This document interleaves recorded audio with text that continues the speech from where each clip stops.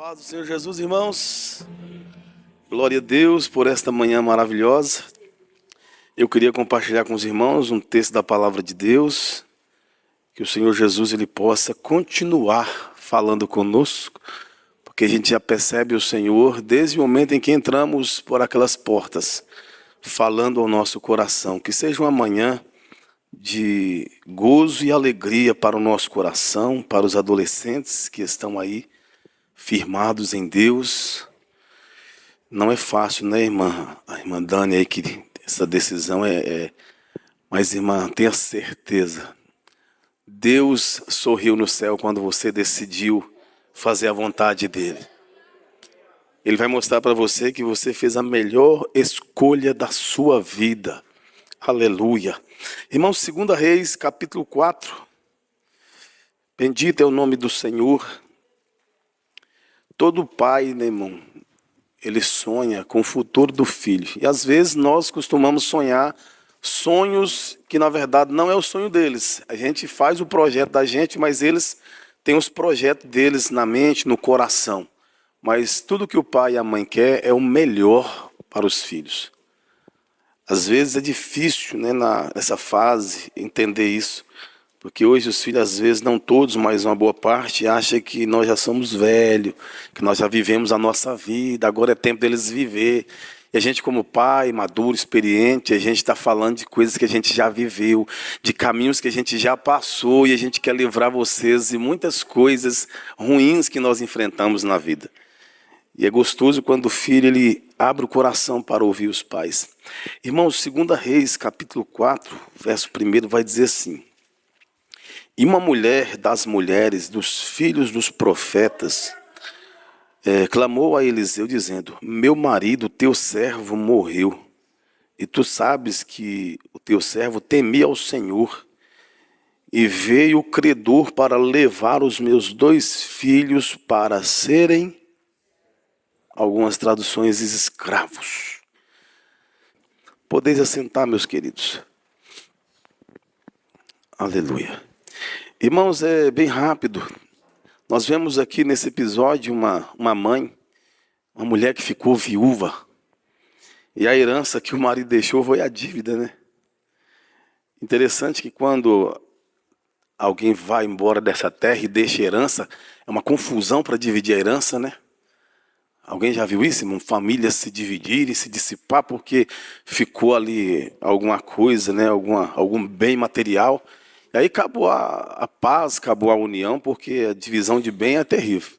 Mas como herança ficou uma dívida e não apareceu ninguém para pagar a dívida dessa pobre mulher. Ninguém foi brigar por causa da herança dela. Ela teve que sofrer as amarguras sozinha. E aqui os irmãos veem que o marido dela temia a Deus. Então era um casal que se dedicava na obra de Deus. E aí, de repente, o cidadão morre e fica a dívida, e o credor vem bater na porta dela. Eu não tenho como pagar, então você me dá os seus filhos para eu poder levar escravo, para eu poder levar para o trabalho. Então o credor estava de olho na maior riqueza que ela tinha. Os filhos. Vocês, adolescentes, é a maior riqueza do seu pai e da sua mãe. E por ser a maior riqueza que o pai e a mãe têm, tem alguém muito interessado nessa riqueza. Esse credor ele é mau, ele é cruel. Ele vai apresentar diante dos seus olhos coisas que, meu Deus, enche os olhos, enche o coração. Mas nós devemos orar a Deus, buscar a direção de Deus, porque muitas das vezes esse inimigo, esse credor, ele é habilidoso em enganar. E aqui eu vejo uma mãe aflita, sentindo que os seus filhos vão ser levados embora, e ela vai até o profeta Eliseu buscar socorro. Então eu vejo uma mãe que está indo atrás de recurso para livrar os seus filhos da escravidão. E ela vai diante do profeta, vai clamar a ele e pedir a ele socorro. Irmãos, nós pais que estamos aqui nesta manhã, nós temos que ter essa visão de livrar os nossos filhos da escravidão e não cooperar para a escravidão deles. Como assim, irmão? O pai cooperar para a escravidão dos filhos? Certa feita, irmãos, eu estava numa determinada igreja nossa, no nosso campo lá de Minas Gerais, e a igreja tinha uma juventude bonita, maravilhosa, a gente se alegrava quando ia naquela igreja. Eu me sentia assim, irmão, que eu estava indo, geralmente eu ia lá pregar, e a igreja ficava assim animada, sabe? E eles achando que a igreja estava animada porque eu estava vindo pregar, e na verdade eu estava sendo reavivado pela obra que Deus fazia através da vida dos meninos ali. Os jovens cantando, hinos bonitos, o coração fervendo. E aí quando eles começaram a pegar uma certa faixa etária de idade, ainda não era de maior ainda, aí um irmão vai lá, sem o filho ter habilitação, pastor Gabriel, e compra a moto e entrega na mão do filho. A motocicleta entregou na mão dele, e aí de repente, aquele menino, não foi muito tempo, irmão, não estava indo mais na igreja.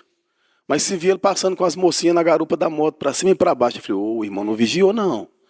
O irmão não vigiou, entregou o filho na mão do inimigo para ser escravo. Porque assim que ele deu, nem habilitação o cidadão tinha, não tinha idade ainda, irmão. A gente tem que ensiná-los as etapas da vida, né, irmãos? A gente não pode, como pai, não podemos ajudar eles a atropelar. A gente tem que orientar, mostrar o caminho, mostrar a dificuldade. Não foi fácil para nós que estamos aqui, irmãos, nós já, dessa geração nossa aqui, dessa faixa etária de idade de 40 para frente, não foi fácil a nossa vida. É muita luta. Eu sento com meus filhos de vez em quando e conto para eles o que a mãe deles já passou, o que ela já enfrentou, o que eu já passei, o que eu enfrentei, para ver que a vida ela é custosa, ela tem momentos na vida que é difícil. Então a gente tem que passar esse ensinamento para eles entenderem. E aí eu vi aqueles pais, daqui a pouco, crianças, irmãos, que não tinham condição de, meu Deus, nem de se banhar sozinho, já com o aparelho celular na mão, já estava com o WhatsApp, já estava com o Instagram. Eu falei, gente, isso é entregar o filho à escravidão logo cedo. Nós não podemos, irmãos, os pais que estão aqui nesta manhã, que estão nos ouvindo, cuidado, você tem que ser como esta mulher. Você tem que criar recurso para livrar o seu filho da mão do credor, para livrar o seu filho da escravidão e não cooperar para ele ser escravo. Porque nós já vamos sofrer, irmão, lutas de toda forma, porque eles, o credor, o inimigo, já está de olho nessas maravilhas que Deus tem nos dado como herança. E hoje, irmãos, nós vivemos um tempo, a nossa mente é um campo de batalha. A mente do adolescente é um campo de batalha. É um campo minado, irmãos. Porque veja bem que o inimigo ele quer muito ter acesso à nossa mente. Para ele ter o motivo de quando você dobrar o joelho, ele dizer, você vai orar agora? Vai falar em línguas agora? Depois de tudo isso, ele quer acessar a nossa mente. Isso aqui é um campo de batalha. É muita informação que chega na mente, né? Tem informação, muita informação, excesso de informação, curiosidades, dúvidas, anseios que fica permeando na sua mente. E se você não tiver realmente a direção de Deus, o inimigo não está muito longe de nós. A Bíblia diz que ele está ao derredor. Ele não está ao redor, porque ao redor está os anjos do Senhor. Mas ele está ao derredor. E sabe o que ele faz? Ele te pesquisa o dia todo. Ele fica te analisando. Ele fica te assistindo, procurando em você uma oportunidade. Adolescente, escute isso. O inimigo está de olho em você, te sondando, te pesquisando. Pedro vai escrever isso, né? No capítulo 5, se não me engano, versículo 8, ele vai dizer assim, que o inimigo, nós temos que ser sóbrios e vigiar, porque o inimigo, nosso adversário, ele ruge como leão, buscando a quem possa tragar. Então ele está te pesquisando para ver os seus anseios. Ele não sabe, na verdade, o que você pensa. Não, ele não sabe. Mas você, através do seu olhar, você manda informação para ele. Através da sua fala, você manda informação para ele. O seu comportamento é uma informação para ele. E nisso ele vai montando um esquema para tentar te derrubar. Eu me lembro que o neto do pastor Fidelis, o Joabe, ele tinha um brinquedinho, irmãos, era muito interessante. E esse brinquedinho você interagia com ele. Você pegava aquele brinquedo, ligava ele, aí ele falava, pensa em um animal. Era muito interessante, eu fiquei analisando aquilo e falei, Jesus amado, isso aqui é tremendo. Pensa em um animal, e você pensava no animal. E ele começava a te fazer pergunta. Esse animal é verde? Aí você falava, não. Esse animal vive na água? Sim. Aí você ia falando, e ele te perguntando, você dando a resposta. Esse animal é de grande porte? É. Aí, jacaré. E você tinha pensado no jacaré, ele conseguia adivinhar o que você pensou através das informações que você ia passando para ele. Aí eu pensei, é justamente assim que o inimigo trabalha. Ele não sabe o que eu penso, mas ele me observa, ele está de olho em mim. Então, um olhar meu é uma informação para ele, uma fala minha é uma informação para ele. Alguma coisa assim que o meu coração inclinou, que ele percebeu, irmãos, é uma informação para ele. E ali ele vai juntando todo aquele momento de informação e daqui a pouco o laço está armado. E se a gente não vigiar, a gente vai embora. Lembra de Davi, irmãos? Eu vou pegar Davi como exemplo. Quando ele é momento de ir para a guerra, ele não vai para a guerra. Ele fica no palácio. Daí ele vai no terraço do palácio. Eu até acredito que não foi a primeira vez, uma vez só que ele subiu lá antes de chamar Betseba, né? Ele sobe lá no terraço do palácio, daqui a pouco ele dá uma olhadinha, Betseba se banhando, quem sabe na primeira instância, né? Oh, Senhor, misericórdia, Jesus. Mas aí quando é no outro dia, quem sabe, né? O inimigo viu que ele olhou de uma forma diferente, recebeu uma informação ali, né? E no outro dia, naquele momento, parece que o inimigo está falando, ô Davi, está chegando o momento. Está quase na hora dela se banhar. Você não vai subir lá hoje de novo? Rapaz, não perde a oportunidade não, Davi. Dá uma subidinha lá. O que tem, rapaz? Você só está olhando, você não está fazendo nada. É só uma olhadinha. O que tem, Davi? Sobe lá. E Davi não resiste. De repente, Davi sobe. Ah, cidadão não tem medo de guerra, né? Não tem medo de batalha. Davi não tem medo de urso. Davi não tem medo de leão, Davi não tem medo de gigante, mas eu achei aonde eu pego Davi. Gigante você não tem medo, leão você não tem medo, urso você não tem medo, mas você gosta de mulher dos outros, hein, Davi? Te peguei, achei aonde eu vou te colocar um ponto final na sua história. E daí o laço foi armado, irmãos. Davi manda chamar Betseba, cai em pecado. E a Bíblia vai dizer que um abismo puxa o outro abismo. Adolescente, nós não somos perfeitos. Você tropeçou? Não encobre, não. Chama o seu líder, chama o seu pai. Chama a sua mãe e diz, me ajuda. Eu errei, eu tropecei. Eu não devia ter feito, falado, não devia ter agido, mas infelizmente eu fiz. Confessa logo, resolve logo o problema para que esse abismo não chame outro abismo e as coisas vão se complicando na sua vida, de maneira que daqui a pouco você até de repente sai da igreja, porque foi assim com Davi, uma olhadinha, daqui a pouco manda chamar a moça, e aí cai em pecado com Betseba, e daqui a pouco manda chamar Urias que estava lá no meio da guerra, e um abismo só foi puxando outro abismo. Urias não vai para sua casa, ele escreve a sentença de morte, entrega na mão do próprio Urias e manda ele ir. O capitão da guarda, Joabe, podia ter lido e falado, o rei está fora do propósito de Deus aqui, não tem condição do rei fazer isso. Urias é um ótimo, um excelente soldado, mas ele, por mando do rei, entrega o seu companheiro à morte. Até então está tudo mil maravilha, está tudo tranquilo, até que Deus levanta um profeta. Oxalá, se Deus, todas as vezes que errarmos, irmãos, levante um profeta para falar conosco, para colocar o dedo na nossa cara e dizer, conserta a tua vida.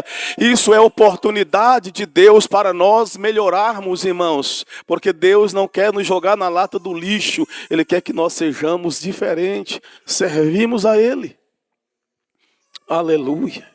Natan vai levantar naquele momento e falar com Davi. E Davi achando que não era ele, né? Porque a gente, quando é para fazer juízo, irmãos, da vida dos outros, a gente é bom, né? Para as outras pessoas, a gente dá uma sentença pesada, né? Mas se Davi soubesse que aquela sentença era para ele, mas jamais ele ia dizer, né? Tem que morrer, não, tem que... Jamais. Se soubesse que era ele, ele ia dizer, rapaz, tem que ter misericórdia, né? Deus é misericórdia. Ele vai, não, tem que morrer, esse cidadão tem que morrer. E Natan vai dizer, pois é, Davi, é você. Esse cidadão é você. E o que ele vai fazer, irmãos? Vai fazer igual Saul? Explicar o pecado? Ele vai se humilhar. Essa é a diferença de Saul e Davi. Toda vez que Saul ia ser repreendido, Saul tinha uma explicação para o pecado. Ele tinha justificação para o pecado. Irmão, quem nos justifica é o Senhor Jesus. Nós não devemos justificar o nosso pecado e explicar o nosso pecado. Nós temos que fazer como fez Davi. Ninguém é perfeito, então eu vou para onde? Eu vou para o chão, eu vou me humilhar, vou colocar a cara na terra, vou pedir ao Senhor misericórdia, porque Ele há de ter misericórdia. Ele há de me ajudar. Então, eu digo para os irmãos mais uma vez, o inimigo quer muito acessar a nossa mente.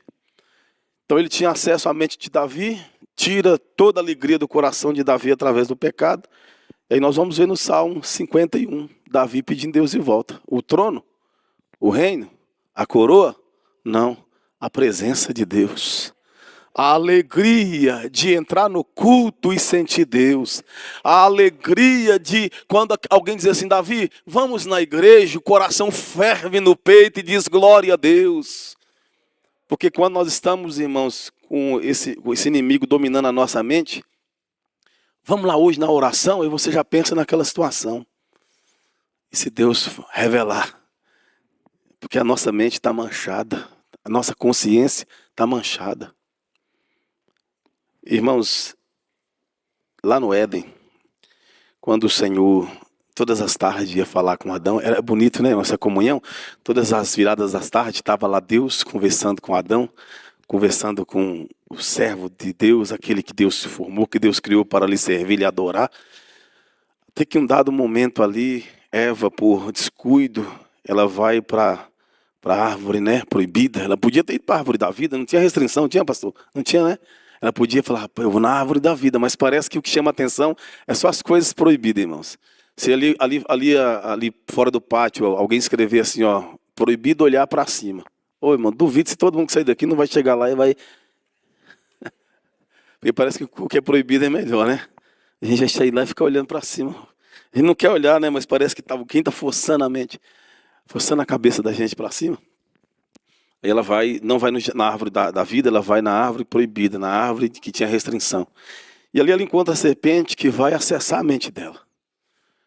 Ô Eva, foi assim que Deus disse? Espera aí. O que você quer saber se Deus disse? Você não obedeceu à voz de Deus, o que você quer saber de voz de Deus agora? O que você quer saber se Deus disse? O diabo não obedeceu a Deus, irmão, agora quer perguntar a nós o que Deus disse? Não tem diálogo com o diabo, não. Aí o diálogo da derrota de Eva foi aquele momento ali que ela foi dialogar com ele. E aí ela vai e cai. Consequentemente, Adão. Agora com o coração pesado, a mente manchada, a mente acessada pelo inimigo. Porque o inimigo é assim, ele arma o prato, a oferta, e depois que você cai, ele é o primeiro a dizer, ah, crente, mas você não é crente? Você não é o que canta lá nos adolescentes? Eu te vejo lá nas postagens, lá não é você? Tá vendo, irmão, como é que ele é sagaz, ele é terrível? Ele é o que arma o laço, que quando você cai, ele mesmo vem e já dá de dedo na cara, te acusando. E agora eu imagino o diabo falando com Adão. Adão, tá chegando a hora de Deus vir falar com você, viu? Daqui a pouco Deus está no jardim aí para poder conversar. E aí, como é que você vai se apresentar diante de Deus? Olha seu estado, você está nu. Como é que você vai fazer? O jeito é se esconder. Fazer o quê? Daí quando a voz de Deus ecoa no jardim, Adão não está lá, irmãos. Adão está escondido. Adão está escondido de Deus. Como esconder de Deus, né, irmãos? O salmista diz, para onde me irei do seu espírito? Não tem como fugir desse Deus. Ele está nos assistindo do céu, aonde nós estivermos. Lá estão os olhos do Senhor nos vendo. Aleluia. Bendito o Senhor. Aí Adão vai dizer, eu até acredito, irmãos, eu acredito que se Adão se prostra diante do Senhor ali, dizendo, Senhor, eu falhei na missão. Se ele confessa, né? Mas aí quando Deus vai tratar a situação com ele, ele diz, foi a mulher que o Senhor, parece que quer jogar a culpa em Deus, né?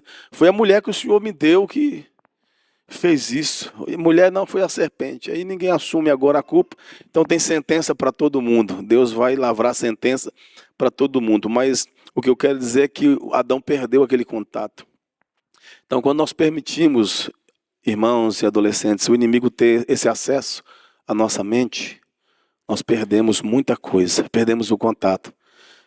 A gente não quer mais ser escalado, a gente foge dos ensaios, a gente foge dos compromissos espirituais, porque a nossa mente está manchada. Esse campo foi minado pelo inimigo, a nossa consciência foi manchada pelo inimigo. Eu me lembro de um relato de Dois irmãozinhos que estavam brincando no jardim da casa, e o menininho arremessou uma pedra e bateu no ganso da mamãe, e o ganso morreu. E aí ele pegou o ganso para enterrar, mas a irmãzinha viu tudo, irmãos. De repente o Simão já tem até noção desse relato. E aí aquela irmãzinha falou assim: a partir de hoje, tudo que mamãe mandar eu fazer, você vai correndo na frente e faz. Porque se você não for, eu vou contar para minha mãe o que você fez. Pobre daquele menininho, irmãos. Filha, vai lavar as vasilhas. Vai, fulano. Não vou não. Ó o ganso. A mente dominada. Consciência manchada. Vai lavar as vasilhas. Filha, vai lá comprar uma farinha de trigo, filha. Fulano, vai lá. Vou não. Ó o ganso. Você tem que ir. E ele foi. Irmãos, e aquilo foi passando dias e ele foi se afligindo, foi se angustiando. E aquela situação já se tornou muito chata para ele. E ele já não suportando mais o peso, né, a opressão, a mente ali dominada pelaquela acusação. Ele chama a mãe: mamãe, senta aqui, mamãe. Mamãe, sabe aquele ganso? Ele não sumiu, ninguém roubou aquele ganso. Eu estava no jardim brincando, eu joguei uma pedra, acertei o ganso, ele morreu. Eu peguei ele, enterrei escondido da senhora para a senhora não me bater. Mas eu não suporto mais, mamãe, porque a minha irmã presenciou toda a cena e tudo que a senhora manda ela fazer, que ela me manda fazer na frente, porque se eu não for, ela diz que vai contar para a senhora. Eu já estou contando, mamãe, a senhora pode me pôr de castigo, pode me bater, faz o que a senhora tiver de fazer, mas eu quero me livrar dessa opressão da minha irmã. Eu quero me ver livre dessa acusação. E ela abraçou ele e disse: meu filho, por que você não me contou isso antes? Por que você não me contou antes? Eu haveria te perdoado e você estaria livre desta opressão, desta acusação da sua irmã. A mãe não bateu, a mãe perdoou, a mãe abraçou, a mãe beijou ele porque ele confessou ali, irmãos. Quantas pessoas, quantos jovens, quantos homens velhos, mulheres trancadas em um quarto, irmãos, opressivos, depressivos, com crises e ansiedade, porque alguma coisa na mente está aí martelando, irmãos, e um agente terrível contra o transgressor é a sua própria consciência, porque ela não dá paz, é o tempo todo ela oprimindo, ela falando, e a gente fica ali aflito, e o Senhor está dizendo: me confesse, eu vou te abraçar, eu vou te dar uma nova oportunidade, não deixa o inimigo te oprimir, não deixa o inimigo te colocar em um quarto trancado, não. O Senhor está aqui nesta manhã para nos abraçar, para nos dar o seu perdão, a sua bondade. Esse acesso o inimigo quer ter na nossa mente. E o presbítero ontem, Rafael Tales, falou sobre a batalha espiritual, né, que nós temos, né? A carne e o espírito. Jacó e Esaú lutando. É o espírito querendo nos trazer para próximo de Deus, da presença de Deus, e a carne mostrando as maravilhas do mundo. Eu estou encerrando, irmãos. O diabo, quando ele foi tentar o Senhor, Jesus, ele mostra ao Senhor todas as possibilidades da terra, assim. Tá vendo aí, ó? Tudo isso te dou, se prostrado me adorar. Todas as possibilidades. E ele faz isso com nós, irmãos. Faz com o jovem. Mostra todas as possibilidades da terra.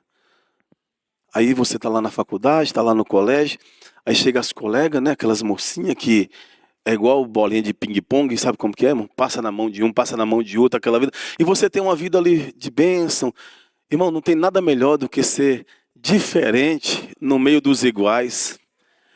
Elas são iguais, elas saem com hoje, saem com outra manhã, e os jovens da mesma forma, né? Aquela vida, bebe e fumam e vão para as baladas e diz que são livres. Livres, irmãos, livres somos nós que podemos beber e não bebemos, podemos fumar e não fumamos, podemos, irmãos, prostituir e não prostituímos, porque o Espírito do Senhor é na nossa vida e nos deu essa liberdade.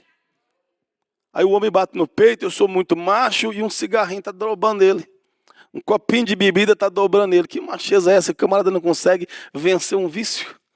Nós somos livres, jovem, você é livre. Você está aqui, alguém pode dizer assim: mas que vida é essa? Não pode cortar o cabelo? Pode, irmão, nós podemos fazer tudo. Nós não fazemos, sabe por quê? Porque nós temos um noivo que nós amamos e dedicamos a nossa vida a Ele. E servimos a Ele com alegria.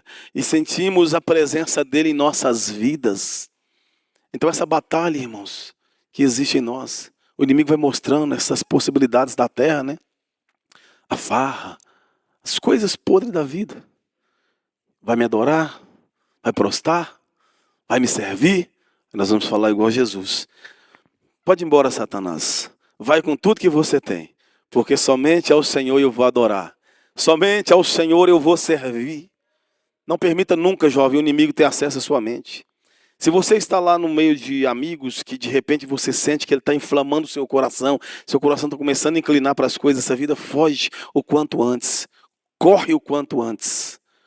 Porque eles realmente são inflamáveis. E tenta de todas as formas, ficam comentando coisas, né, irmão, perto da gente, ou às vezes com a gente, para tentar descobrir o nosso coração. O que eu falei, é só o inimigo tentando cavucar na sua vida uma oportunidade. Ele tentando uma informação para poder montar o laço, para tentar te derrubar. Mas foge, sai correndo. Para encerrar, irmãos, um relato de uma moça. Uma moça virgem da igreja e as coleguinhas de escola zombando dela. Fiquei com fulano ontem. Fiquei com ciclano ontem. E aquela coiseira toda dos dias de hoje, uma podriqueira, às vezes tem até dificuldade de falar, né, na frente dos irmãos, que aqui, graças a Deus, é um ambiente puro, pessoas que estão buscando pureza, coração limpo diante de Deus, e a vida desse povo é tão podre, mas a gente de vez em quando tem que dar uma pincelada para poder ajudar os nossos filhos a fugirem disso. E começaram a zombar da moça porque ela era virgem, na sala de aula. Aí, certa feita, ela se angustiou com essa fala. Ela chamou os meninos, chamou as meninas, aí ela subiu em cima da carteira e disse para as meninas assim, ó, se hoje eu quiser me tornar como um de vocês, é só eu sair com esses rapazes aqui, ó. Aí eu me torno como um de vocês. Agora vocês nunca mais podem se tornar como eu, pura. Nunca mais vocês vão conseguir voltar ao estado natural. Se eu quiser me tornar como uma de vocês, hoje mesmo eu me tornaria. Mas agora eu quero ver vocês se tornar como eu. Uma moça pura, uma moça... Oh, irmãos, isso é lindo demais. Aleluia, guarde a sua vida, moça. Guarde a sua vida, moça, esperando no Senhor. Ele tem planos, Ele tem coisas grandiosas para a tua vida. Aleluia. Aleluia. Quando eu comecei a namorar minha esposa, mas eu tinha 15 anos, ela tinha 13. Era um momento assim, a gente estava no mundo. Aí com os meus 15 anos de idade ali, comecei, 17 anos, eu vim para a igreja. Servir a Deus. Ela estava com 15, eu com 17. Vamos para a igreja, filha, vamos servir a Deus. A gente precisa de Deus. A alma estava sedenta por Deus e ali nós começamos a caminhada, irmãos. Irmãos, não era fácil na escola. Muitas ofertas, tanto para ela como para mim. E os meus colegas de escola, né? Na época eu tinha um cabelo grande. Hoje eu estou careca, mas eu tinha cabelo naquela época. E aí os meus colegas, quando eu cheguei na escola, irmãos, no ano de 2000, porque eu me converti 28 de novembro de 99. 28 de dezembro de 99. Aí eu cheguei na escola, em 2000, os colegas falaram assim, rapaz, você é doido, você cortou o cabelo? As moças não vão nem olhar para você mais.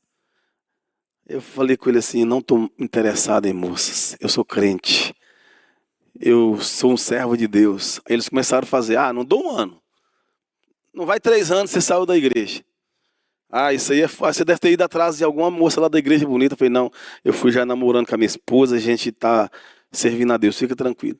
Aí eu estou na sala de aula, aí chega o professor, a professora de literatura na época, o pastor Gabriel, ela chegou assim, começou a dar uma olhada na sala, quando ela me viu, ela falou, misericórdia, você aqui, Wellington, mas por que tão quietinho? Não acostumou com a turma ainda não? Eu falei, não, professora, é porque agora eu sou crente. Eu sou crente em Jesus, eu aceitei a Jesus. Ela também falou, quero ver até o final do ano. Irmãos, passou aquele ano todo. Eu estava lá firme com Jesus. Saí da escola e aí outro colega diz assim, não dou 5 anos, irmãos. Já estou aí com os meus 43 anos. Fui para a igreja com 17, estou com 43 anos. E estou aqui, irmãos. Às vezes arrastando, não é sempre que a gente está forte, né, irmão? Às vezes é arrastando, a gente vai, mas olhando para o Senhor, almejando trocar a cruz pela coroa. Adolescentes, fica firme, adolescentes, com Jesus. Faz como fez a irmã aí, ainda que seja na última instância. Deus te deu o norte. Pega o caminho do Senhor, abre mão das outras coisas, Deus vai honrar a sua vida, Deus vai honrar os seus planos, os seus projetos que estiver enquadrado na vontade dEle. Não tenha medo de mergulhar na presença de Deus. Para muitos, o que a irmã é Dani, né? Mãe, pode chamar por Dani, né? O que ela fez para muitos, até na igreja, viu, irmãos? Infelizmente. Alguém vai dizer assim: meu Deus, maluca. Eu não perdi uma dessa, não. Se fosse eu arriscaria. Irmãos, como tem pessoas, irmãos, que faz como fez Esaú, né, presidente Rafael? Troca a sua primogenitura por lentilhas. Troca um futuro brilhante diante de Deus. Fica tranquilo, irmã. Eu ainda vou ouvir o seu testemunho lá na frente. Você testemunhando e dizendo: irmão, aleluia, Deus me honrou na minha decisão de tal forma que hoje eu estou neste patamar, nessa condição. Hoje eu estou dessa forma aqui porque eu lá abri mão, deixei de lado aquele projeto. Deus vai fazer isso. E tem outra coisa, irmãos, mais adolescentes aqui vão ser tentados pelo inimigo. O inimigo vai se levantar porque ele está te sondando, ele está de olho em você, mas não deixa ele acessar a sua mente.